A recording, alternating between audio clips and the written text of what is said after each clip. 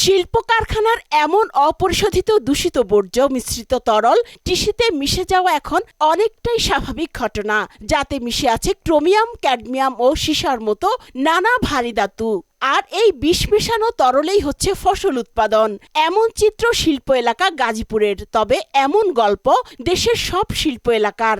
ধানই হয় না, কারখানার পানি নষ্ট এসে একবারে শেষ হয়ে যায়। পানির কারণে যে পোকা ধরে, আমরা যে খরচ করি এই খরচের টাকাও হয় না।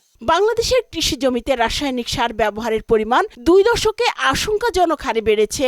2022-23 অর্থ বছরে দেশে 81 লাখ হেক্টর কৃষি জমিতে 65.53 লাখ টন রাসায়নিক সার প্রয়োগ করা হয়েছে।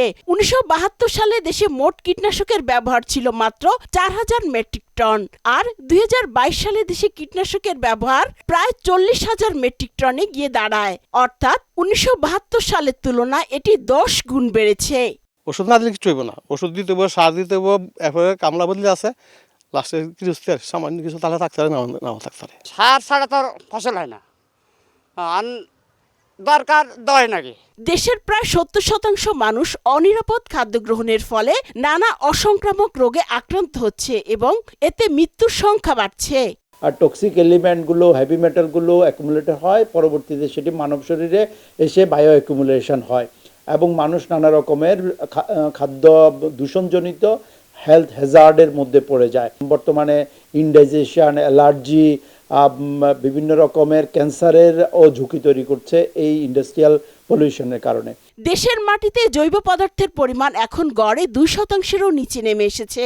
এর ফলে মাটির স্বাস্থ্য সুরক্ষা ও টেকসই খাদ্য নিরাপত্তা নিশ্চিত করা এক বিশাল চ্যালেঞ্জে পরিণত হয়েছে। আমাদের প্রত্যেক দিনের যেই মূল খাদ্য যেটি ধান, শাক সবজি, মাছ, এমনকি মাংস, এগুলো বিভিন্নভাবে কন্টামিনেটেড হয়েছে। আর এই কন্টামিনেশনের পিছনে ইন্ডাস্ট্রিয়াল পলিউশন অন্যতমভাবে দায়ী। প্রতি বছর বিশ্বে প্রায় 60 কোটি মানুষ খাদ্যবাহিত রোগে আক্রান্ত হয় এবং প্রায় 4,20,000 মানুষের প্রাণহানি হচ্ছে। উষা ফেরদৌস, মোহনা সংবাদ।